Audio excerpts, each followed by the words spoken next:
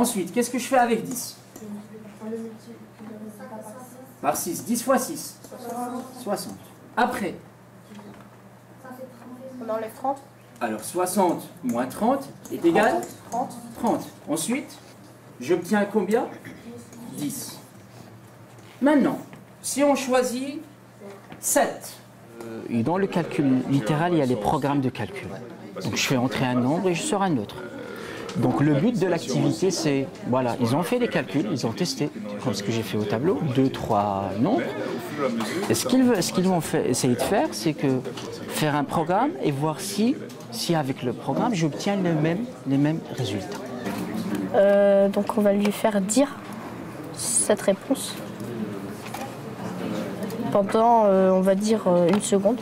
On va le multiplier par 6, ça c'est ce qu'on a trouvé.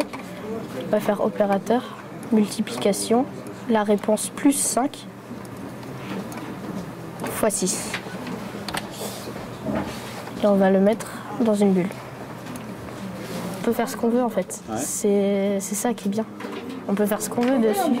On peut faire on peut faire des jeux, des animations, voilà, des programmes de calcul, on peut faire plein de choses. Et les maths, t'aimais avant? Plus, moins? Non, j'aime tout le temps les maths. Pour 2016, il devrait y avoir une réforme des collèges et d'écoles primaires avec de nouveaux programmes dans lesquels peut-être on va introduire de l'informatique, en tout cas une démarche algorithmique pour les enfants.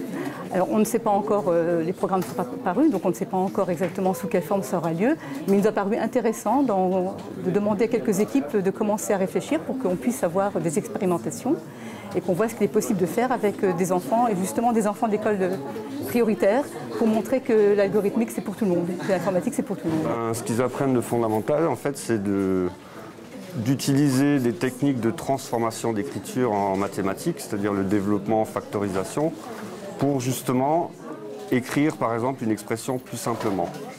Et donc ils voient l'intérêt de cette formule, parce que quand on fait ça en cours, la formule de distributivité k facteur de a plus b égale k fois plus k fois b, ils ne voient pas forcément l'intérêt. Alors que dans cet exercice, justement, ils voient l'intérêt d'appliquer cette formule pour pouvoir créer un programme qui soit plus simple et que ce soit plus efficace. Ce que je veux, Arthur, c'est que dans chaque étape, je veux une phrase. Quand je multiplie par 5, j'obtiens, voilà, le nombre choisi fois 5. Après, lorsque je multiplie par 6, voilà ce que j'obtiens. Tu auras combien de phrases en tout? 1, 2, 3, 4. Voilà, c'est ce que je veux. Mais ce que j'ai remarqué, c'est qu'il y a certains qui ont des difficultés en maths, mais quand on vient ici, au moins ils ne s'ennuient pas, ils essayent.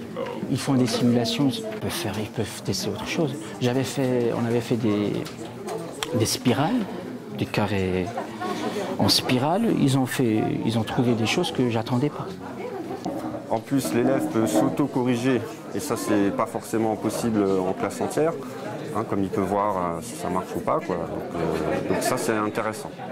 Il y a des élèves à la fin de l'heure, ils disent « Ah non, c'est déjà fini, ils ne voulaient pas partir, quoi. » Avec Scratch, on peut utiliser les fonctions sinus, les fonctions cosinus, donc toute la trigonométrie. C'est vraiment un logiciel qui, tout en étant, pour les adapter aux enfants, est simple d'accès par ce principe de briques. C'est vraiment un logiciel qui est puissant. Voilà, je suis satisfaite de voir que les enfants prennent plaisir à travailler.